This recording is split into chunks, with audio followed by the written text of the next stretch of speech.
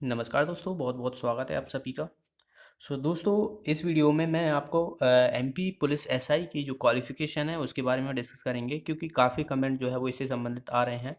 और कई लोग पूछते हैं कि जो फाइनल ईयर में है वो इस फॉर्म को भर सकते हैं या नहीं भर सकते हैं, या जिनका लास्ट सेमेस्टर बचा है वो लोग भर सकते हैं या नहीं भर सकते हैं। तो इसके बारे में जानेंगे। तो सबसे पहले तो मैं क्लियर करना चाहूँगा, सीधा-सीधा जो है वो आप नोटिफ़िकेशन में देखोगे कि एमपी एसआई में सीधा-सीधा दिया हुआ है कि आपकी ग्रेजुएशन जो है वो कंप्लीट होना चाहिए, उत्तीर्ण उत्तीर्ण लिखा हुआ है। ओके।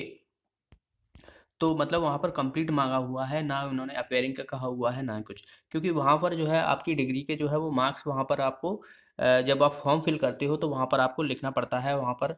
और शायद रोल नंबर भी जो है वो आपको वहाँ पर देना पड़ता है। आपका जो डिग्री रहती है जिस कॉलेज में है, तो वहाँ पर आपको एक एनरोलमेंट नंबर दिया जाता है, तो वो वहाँ पर मेंशन करना रहता है। तो आपको अब तो आपको क्लियर हो गया होगा कि ये जो एमपीएसआई में ग्रेजुएशन जो है वो उसमें पूर्णतः कंप्लीट माँगा हुआ है, कोई भी अपेयरिंग नहीं चलेगी, फाइनल ईयर नहीं चलेगा। ठीक है? तो इतना आपको याद रखना है। देखिए, अगर आपके लास्ट सेमेस्टर हो चुका है और आपका रिजल्ट आ चुका है, आपके पास डिग्री नहीं है, ठीक है? तो तब भी आपके मार्क्स पता है, आपको इतना है, आपका जो है वो सीजीपीए इतना बना हुआ है, तब भी आप फॉर्म भर सकते हो, तो कोई दिक्कत नहीं है। तो आपको उत्तीर्ण होना ज़रूरी है। और कुछ चीज़ें मैं आपको बताना चाहूँगा। तो जो एमपी जेल प्रहरी है, तो उसका जो फिजिकल है अभी, फिजिकल है, जो लोग फिजिकल कर रहे हैं, अब फिजिकल के लिए जो है वो 12 से 16 डेट दे दी गई है। तो आपको किस तरीके से जो है वो फिजिकल करना है, वहाँ पर दौड़ कैसे करनी है, जिन लोगों का सीना नहीं आ रहा है तो उनके लिए क्या चीज़ें आपको, देखिए सीने की बात करूँ तो फुलाना वहाँ पर जो है वो मेंशन नहीं किया गया है। पहली बात तो कि 83 सेंटीमीटर आपको माँगा गया है, उन्होंने नहीं कहा गया है कि सीना फुलाना है। 83 सेंटीमीटर तो नॉर्मली ज़्यादातर लोग होता है, फिर भी बहुत से लोगों का नहीं हो पाता है, तो वो उनके लिए थोड़ी-सी दिक्कत हो सकती है। बाकी सबसे पहले मैं आपको दौड़ का बता दूँ, तो दौड़ना किस तरीके से, कई लोग गलत दौड़ते हैं, ठीक है? आपको जो है वो 2 मिनट 50 सेकंड में जो है वो 800 मीटर दौड़ना है। और बहुत टाइम है, कोई दिक्कत नहीं है। आपको कांस्टेबल में तो 2:45 रहता है, जबकि एसआई में तो 2:40 टाइमिंग रहती है। तो कई लोग क्या करते हैं, सीधा-सीधा जैसे कि आपको यहाँ पर जो है वो एक पहले तो आपको पता हो तो आपके पैरों में जो है वो चिप बाँध दी जाएगी, दोनों पैरों में, एक घड़ी की तरह रहती है। जैसे ही आप क्रॉस करोगे इसको, तो यहाँ पर एक ट्रांसमीटर रखा रहता है, जैसे ही आप करोगे तो वो बीप करता है और आपकी काउंटिंग स्टार्ट हो जाती है यहाँ से। सबकी अलग-अलग होगी, कोई दिक्कत नहीं है। अगर आपको मान लो पहले 2-4 लोगों को पहले आगे भेज दिया जाता है, फिर एक-एक करके नहीं निकाला जाता है। ऐसा नहीं है कि आर्मी की तरह सीधा दौड़ा दिया। बिल्कुल आराम से दौड़ाते हैं, कोई दिक्कत नहीं होती है। बस क्या है कि मान लो वो 2-4 घंटे आपको पहले बुला लेंगे, तो मान लो आपका फिजिकल जो है वो 12-1 बजे, 2 बजे, कई-कई का तो शाम तक हो पाता है, ठीक है? तो कई लोग क्या है, थक जाते हैं एक तरीके से, तो उसकी भी कई तरीके की टैबलेट भी आती हैं, ठीक है? जैसे आपको दौड़ रहे हो तो आपके पैर भर जाते हैं, मतलब आपको दौड़ते-दौड़ते एकदम से कई तरह भर जाती है और आपके पैर जो है वो उठते नहीं हैं, तो वो लैक्टिक एसिड की वजह से होता है, ठीक है? तो उसकी टैबलेट आती हैं गले तरह की, तो उससे भी प्रॉब्लम दूर पाई जा सकती है। क्या है कि आपको सिर्फ़ दौड़ निकालना है, बाकी आपको कोई मतलब नहीं है, सीधी-सी बात है। आपको थोड़ी ना धावक बनना है या आपको हमेशा के लिए दौड़ना है। आपको दौड़ क्वालीफाई होंगी, बस आपको जॉब लेनी है और कुछ नहीं करना है।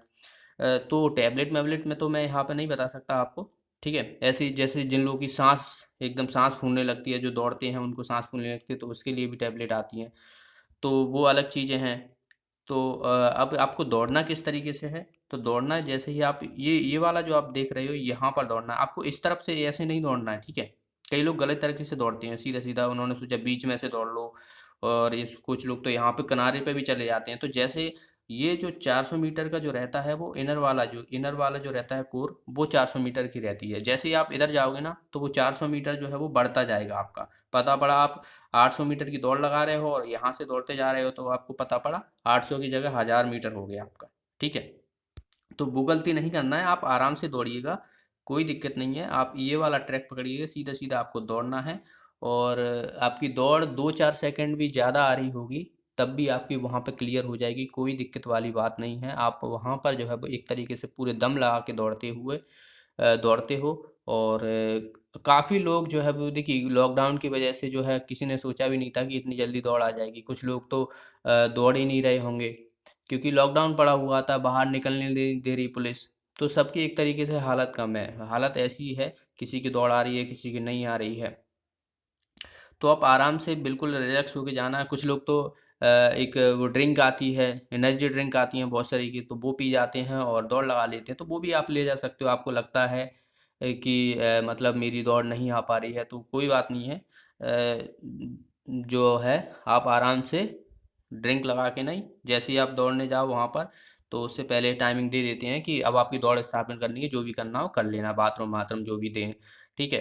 तो वो आपकी फाइल्स माइल्स अलग रखवा देते हैं और सीधा दौड़ने के लिए बोल देते हैं। और उस समय में, उस टाइम में जो है वो जो लोग कोल्ड ड्रिंक एनर्जी ड्रिंक लाते हैं, वो पी के नहीं अपना नहीं है दौड़ना स्टार्ट कर देते हैं। तो वो भी कर सकते हो अगर आपको लगता है कि वैसे तो आ ही नहीं रही है, कम से कम यही ट्राई मार लो। तो ऐसे होते हैं, बहुत से लोग कर लेते हैं और निकल भी जाती हैं उन लोगों की, ठीक है।